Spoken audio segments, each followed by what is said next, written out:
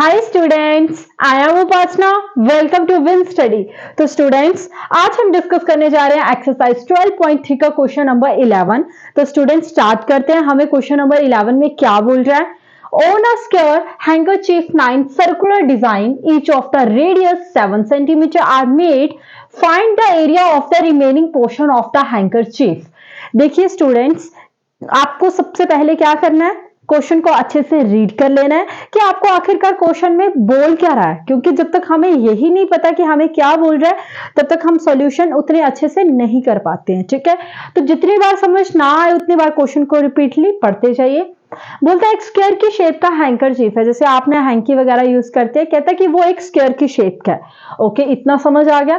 बोलता है 9 circular design, each of the radius 7 centimetre. बोलता है उस हैंकी में से आपको 9 सर्कुलर डिजाइन मिल रहे होंगे। तो यस, 1 2 3, तो ये 9 ही है। और बोलता सबकी रेडियस 7 सेंटीमीटर है, यानी कि अगर सबकी रेडियस 7 सेंटीमीटर है, इट मींस हर एक जो सर्कल है वो क्या है, इक्वल है। ओके, बोलता find the area of the remaining portion of the handkerchief. बोलता आपको क्या करना है, एरिया निकालना है किसका, जो इस सर्कुलर के पीछे ये पोर्शन दिख रहा है ना ब्लैक ब्लैक कलर का, इस हैंकरचीफ का आपको ये एरिया निकालना है। ये जो रिमेनिंग पोर्शन पीछे पीछे का बच गया, आपको ये निकालना है।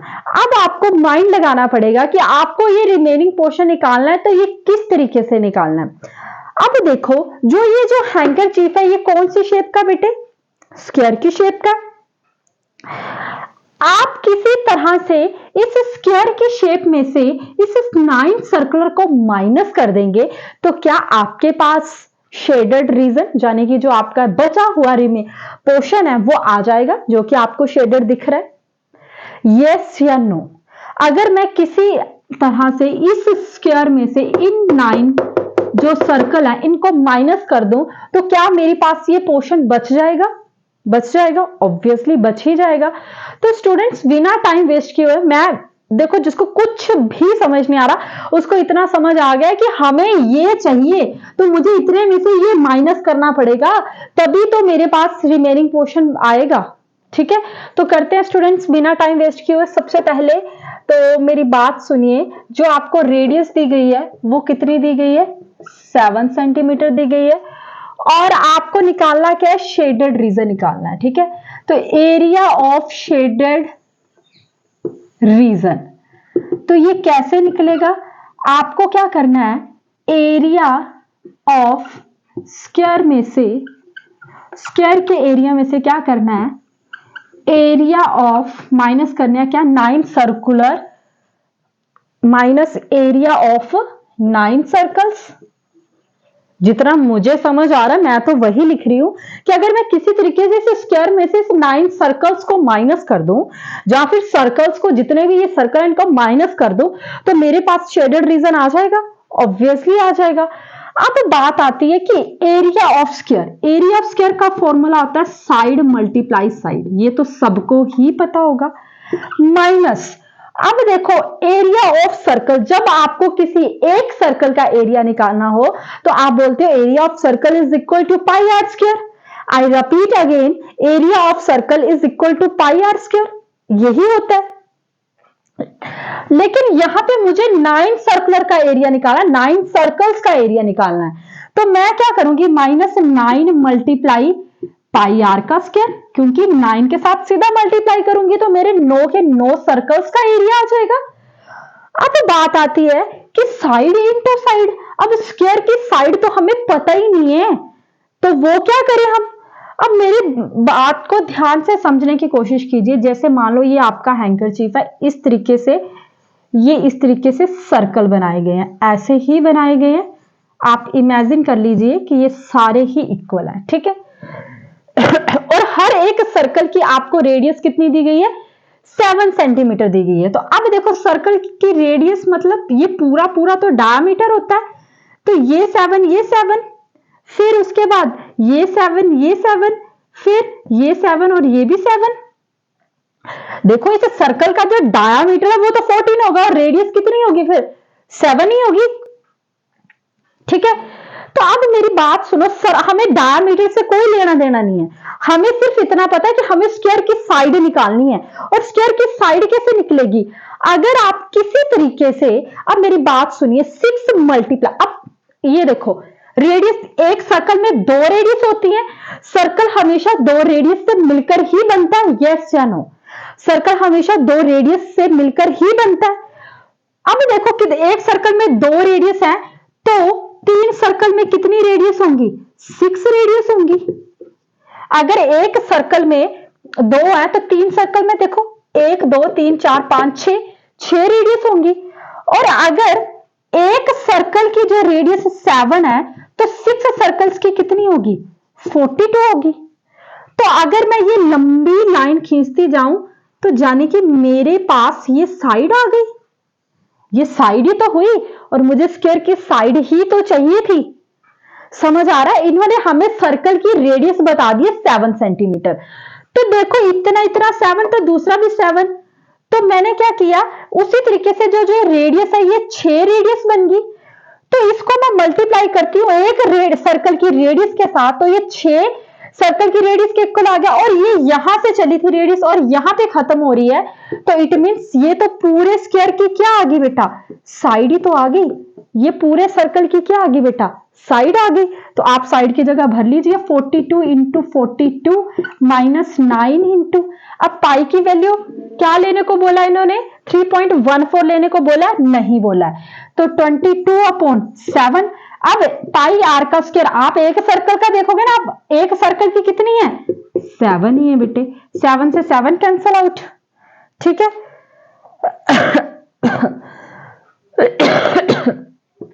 42 को 42 के साथ मल्टीप्लाई किया, 4 2 8 4 4 16, 4 8 8 16 7 1, तो ये कितना आ गया 1764 माइनस 9 इंटू 22 इंटू 7।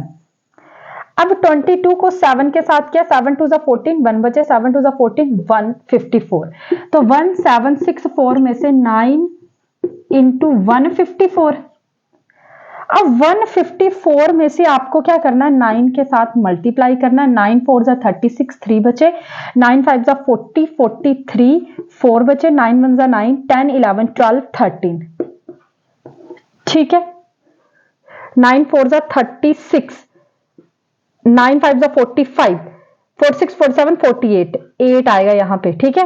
और ये आ गया 4, 9 1 9 10 11 12 13, तो 1764 में से आपको क्या करना है, 1386 को माइनस करना है।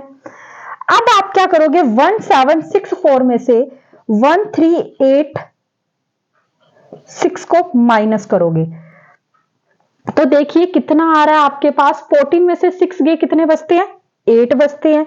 फिर यहां पे कितने बच गए, 5, तो 15 में से 8 गए, कितने बचते हैं, 8 बचते हैं। और फिर 14 में से 6 गए तो बेटा 6 बचते हैं, ठीक है।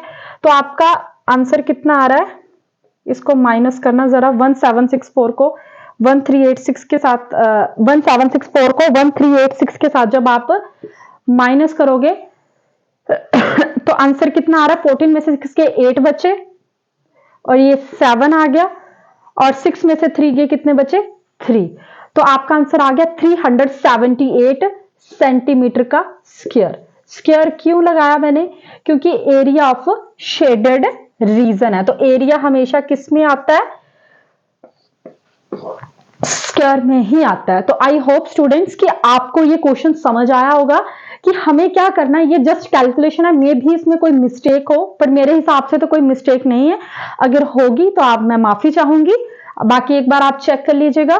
तो आपका आंसर आ गया 378 सेंटीमीटर का स्क्वायर। अब आपको इतना तो समझ आ गया होगा कि क्वेश्चन करने से पहले आपको यह पता होना चाहिए कि आपको करना क्या है। हमें पता था कि हमें रिमेनिंग पोर्शन पूछा है, तो आपको किसी तरीके से आइडिया लगा कि मैं इस स्क्वायर में से अगर इस सर्कल को माइनस कर दूं तो मेरे पास ये रिमेनिंग पोर्शन आ जाएगा। तो मैंने क्या किया, शेडेड रीजन निकालने के लिए क्या किया, स्क्वायर के एरिया में से 9 सर्कल्स को क्या कर दिया, माइनस कर दिया। एरिया ऑफ स्क्वायर मेरा आ गया साइड इंटू साइड, और एरिया ऑफ सर्कल कितना आ गया, 9 इंटू पाई आर का स्क्वायर। तो साइड कैसे निकाली ये भी आपको पता लग गया होगा। कैसे निकाली? एक सर्कल की रेडियस 7 सेंटीमीटर दी थी, तो सर्कल हमेशा दो रेडियस से मिलकर ही बनता है। उसी तरीके से हर सर्कल की दो दो रेडियस होगी, तो 3 सर्कल की 6 होगी।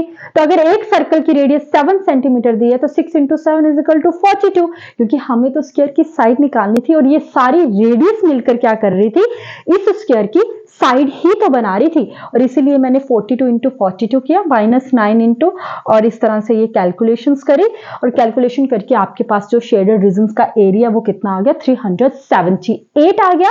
और जो ये यूनिट्स है ये हमने सेंटीमीटर स्क्वायर में ही करनी है, बिकॉज सारी जो चीजें हैं वो सेंटीमीटर में है एंड एरिया हमेशा स्क्वायर में ही आता है। अगर आपको मीटर में दिया है तो मीटर स्क्वायर में आएगा, अगर आपको सेंटीमीटर में दिया है तो सेंटीमीटर स्क्वायर में आएगा। तो आई होप स्टूडेंट्स कि आपको मेरा ये क्वेश्चन समझ आया होगा और आपको मेरी वीडियोस भी पसंद आ रही होंगी। अगर आपको मेरी वीडियोस पसंद आ रही हैं तो प्लीज प्लीज मेरे चैनल को सब्सक्राइब करें, अपने फ्रेंड्स के साथ भी जरूर शेयर करें, and thank you so much मेरी वीडियोस को देखने के लिए।